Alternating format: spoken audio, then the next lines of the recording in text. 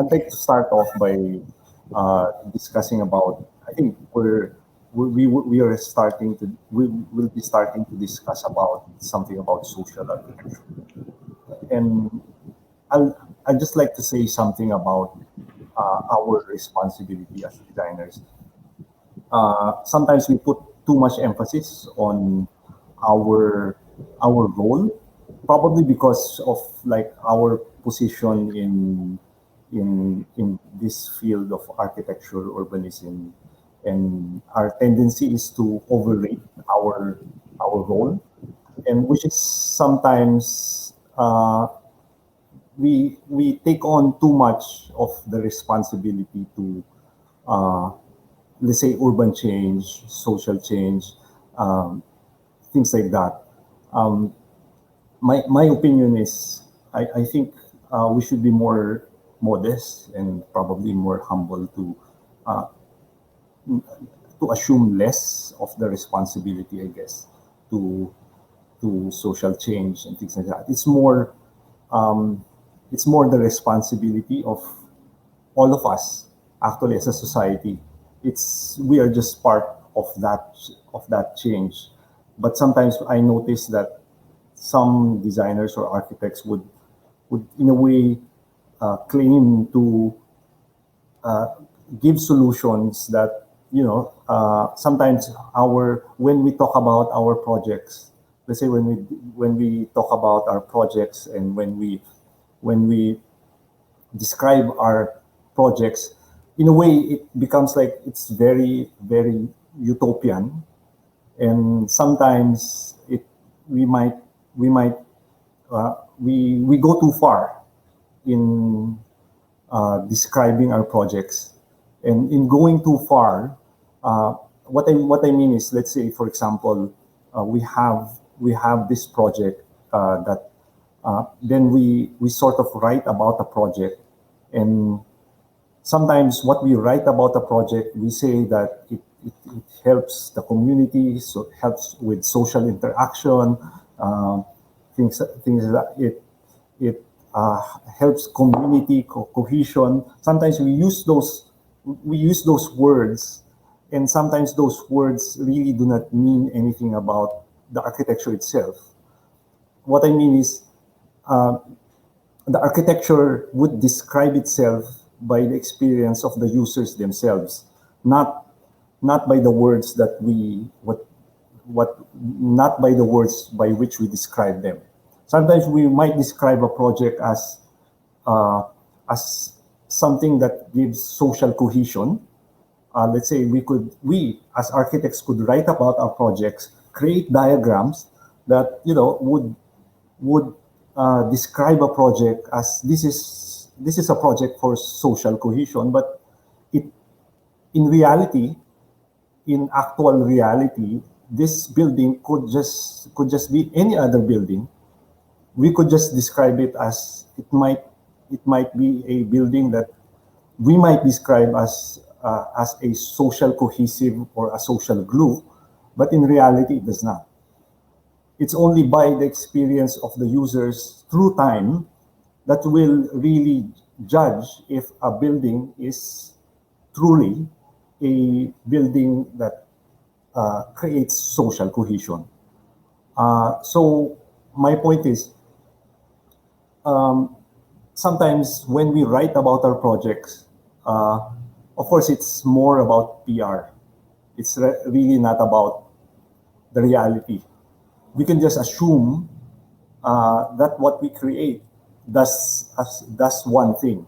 We can say our project does something, but not necessarily this project will do this thing that we're trying, or our ideal thing of that project, because as the it will be just the experience of the users, and time will tell that will really say if what we do for, let's say, for social, um, if it does really what it does, because something creating for something for social, it's something for social is very abstract, and it's very difficult what we do are very physical things, and expressing abstract ideas and creating abstract,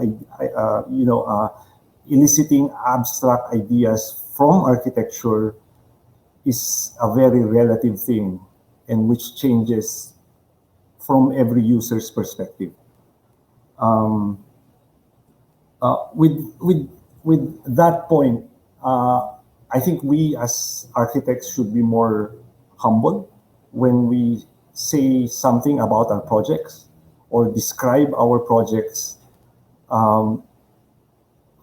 Yeah, as I said a while ago, it's more about PR, which is kind of sad. Sometimes we just need to say something when we describe our building, when we describe our buildings or describe our projects, and if this project would be of a social importance, we could say practically nothing and let the building speak for itself. Yeah, and one more thing, it's another thing about because one thing I noticed about designers, or some designers, not all, is that this is about money. I know, I'm aware a lot of you here are young architects, and you'll be starting. Some of you might be starting your own practices, and dealing with money would be learning to deal with money is a very critical thing. I'm not talking about dealing with money in terms of from a business kind of perspective. Yes, we need to learn that as well, especially if you want to start your own firm. But dealing with money is very critical. I believe that, let's say, a lot of our architects get we as architects, we recite this motto or credo every UAP meeting, and we say in that meeting that we will not get any recompense other than that from the client, and some architects recite that practically every UAP meeting, but do not really believe it or do not really practice it. Yeah, so I'm aware of some architects and or contractor or even architects and or designers who get a percentage from building materials, or even a commission, which is against our credo. I might be too, you might call me a strict about it or something like that, but it's in our code of ethics. And a lot of architects who recite the credo I don't think they really believe in it, or they do not, we just say things that are not, that we do not believe in, which is sad. And learning to deal with, learning to start to reject, let's say, getting commissions from building materials, I think it would be a first step. It's hard to say, because some architects, for example, would get like 10-15% from a building material, but then while you're getting a fee from your client, and then you get when you specify a material, you get a percentage from that. But isn't the fee enough? And this starts this sort of culture of corruption in our country, which is, I think, very prevalent all throughout, even in business, in much more in politics.